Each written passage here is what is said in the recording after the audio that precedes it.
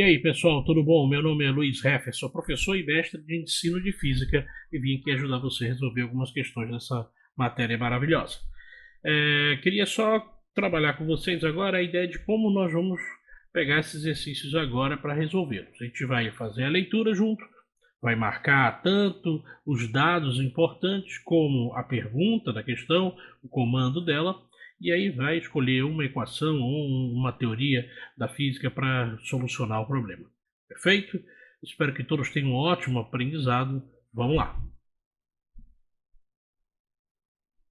Então eu tenho aí no seu material, no volume 7, a página 23, o exercício diz o seguinte: no alto de uma montanha a 8 graus Celsius, um cilindro munido de um êmbolo móvel de peso desprezível possui 1 litro de ar no seu interior. Ao levá-lo ao pé da montanha, cuja pressão é de 1 atmosfera, o volume do cilindro se reduz a 900 centímetros cúbicos e sua temperatura se eleva em 6 graus Celsius. A pressão no alto da montanha é aproximadamente em atms/d. Vamos lá primeiro evidenciar os dados. Então eu tenho a temperatura que eu estava, tenho qual é a quantidade volumétrica que existia lá. Tenho também qual é o volume, né, atual, né, no base da montanha, e tenho de quanto se elevou a temperatura quando eu fiz isso. E aí, é claro, a pergunta que é qual é a pressão no alto da montanha, já que ele também evidencia aqui na base da montanha, a pressão é 1 atmosfera que já está ali colocado. Então eu tenho 1 litro que equivale a 1000 ml e o ml vale centímetro cúbico, então 1 litro vale 1000 centímetros cúbicos. Além disso, lembrar que as temperaturas não podem estar em Celsius quando a gente trabalha com o teorema de gases, tá? Ele tem que estar em Kelvin. E aí lembrar a transformação de Kelvin para Celsius, que basta somar a temperatura de Celsius 273 e aí chegamos à temperatura de Kelvin. A equação a ser usada, teoria da lei geral dos gases, onde eu tenho que pressão, volume e temperatura inicial são iguais a pressão, volume e temperaturas finais. Bom, e no caso eu tenho uma pressão que eu não sei, que é no alto da montanha, mas tinha um volume de 1000 centímetros cúbicos. E aí eu tenho a temperatura de 8, mas eu tenho que somar 273, então 8 mais 273. Já na base da montanha eu tenho uma atmosfera, 900 centímetros cúbicos aí de volume, e aí eu tenho 14 mais 273. Esse 14 não está ali, né, como um dado, você apareceu da onde? Na verdade, quando ele diz que a temperatura eleva-se em 6 graus Celsius, então basta somar o 6 mais 8 e achar o 14. Então ela aumentou para 14, então levou-se de 6 graus Celsius aí. Bom, aí a gente faz uma redução, né, dos valores em cima, que é 1900. A gente faz uma redução desses valores. Aí eu vou ter 10p sobre 281 igual a 9 sobre 287. 9 vezes 281 sobre 2.870 será a resposta da nossa pressão, que dará aproximadamente de 0,88 atm. Perfeito? Ok. Isso equivale ao item C, então, do nosso problema. Perfeito? Então, é uma questão de teoria de gases, tá certo? Aplicamos a regra de lei geral para solucionar esse problema. Vamos para a próxima questão. Está na página 32, a questão 22 diz o seguinte: dois gases ideais A e B encontram-se em recipientes separados. O gás A possui volume VA igual a 10 litros e é submetido a uma pressão PA de 5 atm. O gás B possui um volume de 5 litros e está submetido à pressão de PB de 3 atm. Temperaturas respectivas TA 27, TB 177 graus Celsius. Os gases são misturados em um mesmo recipiente, de volume 10 litros, a uma temperatura de 127 graus Celsius. A pressão em atm em que essa mistura exercerá das paredes do recipiente é. Vamos aos dados. Então eu tenho os 10 litros do ar, PA 5 atm, VB 5 litros, PB 3 atm, temperatura 27 graus Celsius de A, temperatura de 177 graus Celsius a temperatura de B, o volume final, né, dessa mistura, 10 litros, e a temperatura final dessa mistura, 127 graus Celsius. Tudo bem? Então vamos lá. A pergunta é qual é a pressão em atm que ela terá no final, né, dessa mistura. Lembrando então que a temperatura em Kelvin ela será de Celsius mais 273, então tem que aplicar ela nesses 3 valores aí para poder descobrir.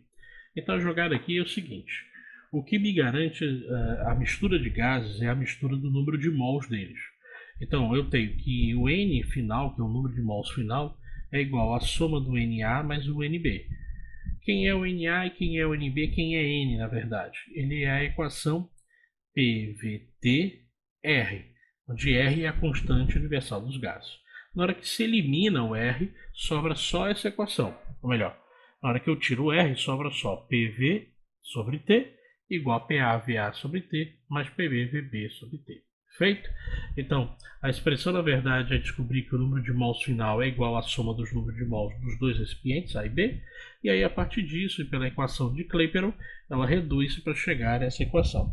Alguns livros já querem que você aprenda, né, direto a essa equação, mas é interessante lembrar de onde ela vem, da equação de Clapeyron. Perfeito?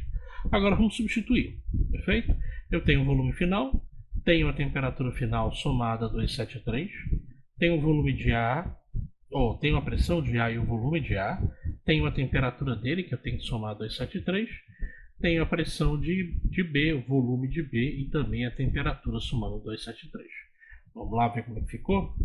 Então eu tenho P ainda vezes 10, que não mudou isso, sobre 400, 50 sobre 300, mais 15 sobre 450. Aqui eu vou usar a ideia de um MMC, então eu botei MMC 900 aqui, e aí 900 por 300, 3 vezes 50, 150, 900, 452, vezes 15, 30. Então repetir o primeiro termo da igualdade, o segundo termo agora ficou assim, perfeito? E aí, é claro, quando eu somo da 180, já reduzi os dois valores aqui, ó, que eram 400 e 900, agora é 40 e 90. Então, eu posso fazer isso, né, para os dois lados, a igualdade permanece, eu tirei 10 dos dois lados aí no caso. E aí, é claro que percebe-se então que quando, né, tira aqui se o zero, P sobre 4, né, igual a 2, logo P igual a 8 ATMs, item C. Perfeito? Então, aí para essa solução foi uma aplicação direta da equação, né, do PVT, sendo que agora sobre mistura de gases, então, bem mais elaborado que em outro exercício, tá bom? Vamos para frente. Na página 33, ainda mantendo o volume 7, eu tenho a questão 23. Ela diz o seguinte: um certo gás, cuja massa vale 140 gramas, ocupa um volume de 41 litros sob a pressão de 2,9 atmosferas e há uma temperatura de 17 graus Celsius. O número de Avogadro vale 6,02 vezes 10 a 23 e a constante universal dos gases é igual a R igual a 0,082 atm litro por mol Kelvin. Nessas condições, o número de moléculas continuadas no gás é aproximadamente D. Então, bom, eu preciso descobrir o número de moléculas. Para saber o número de moléculas, eu preciso do N, que é o número de mols. Então, eu estou tendo que aplicar uma equação, que é a equação de Clapeyron. Mas primeiro vamos ver os dados. Eu tenho a massa desse cara, 140 gramas, tenho a litragem atual dele, 41 litros, a pressão em que ele está, 2,9 atmosferas, a temperatura, 17 graus Celsius, a constante de Avogadro, a constante universal dos gases, e aí a pergunta, nessas condições, o número de moléculas continuadas. Lembrando então que a temperatura em Kelvin é de Celsius mais 273, é obrigatório que você transforme. Não existe você manter a temperatura, mas está em Celsius de um lado, está em Celsius do outro, não vai ter problema. Tem problema, tem que substituir, tem que somar o 273. Diferente de outras unidades que eu não substituo, porque os dois lados são na mesma unidade e não tem problema, na de temperatura tem, porque essa transformação de temperatura depende de uma soma, e por conta disso dá problema na hora da execução da equação, beleza? Então, PV igual a nRT, vamos substituir o P por 2,9, o V por 41, o N eu não sei, 0,082, 17 mais 273. Observe que está todo mundo nas unidades corretas.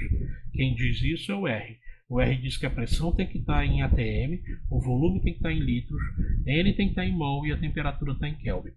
Foi o que foi feito aí. Então, N será 2,9 vezes 41 sobre 0,082 vezes 290. Observe que 290 e 2,9 pode ser dividido por 2,9, o que vai fazer o 2,9 sumir aqui de cima, né? Porque vai dar 2,9 dividido por 2,9, não. E esse cara aqui ia aparecer 100, perfeito? Quando eu pego 100 e multiplico pelo 0,082, eu vou ter 41 dividido por 8,2, que vai dar 5 mols. Bom, aí é hora de perguntar, não, mas não tem resposta lá de mols, é claro, porque a pergunta é o número de moléculas e não o número de mols. Então, o que eu sei? Eu sei que cada mol tem 6,02 vezes 10 a 23. Então, os números de moléculas será 5 vezes o valor de 6,2 vezes 10 a 23. Daria 30,1 vezes 10 a 23 e notação científica 3,01 vezes 10 a 24. O valor dos itens que está mais próximo dessa resposta é o item A. 3 vezes 10 a 24 moléculas existentes aí nesse gás. Perfeito? Espero que tenham gostado. Até a próxima, pessoal.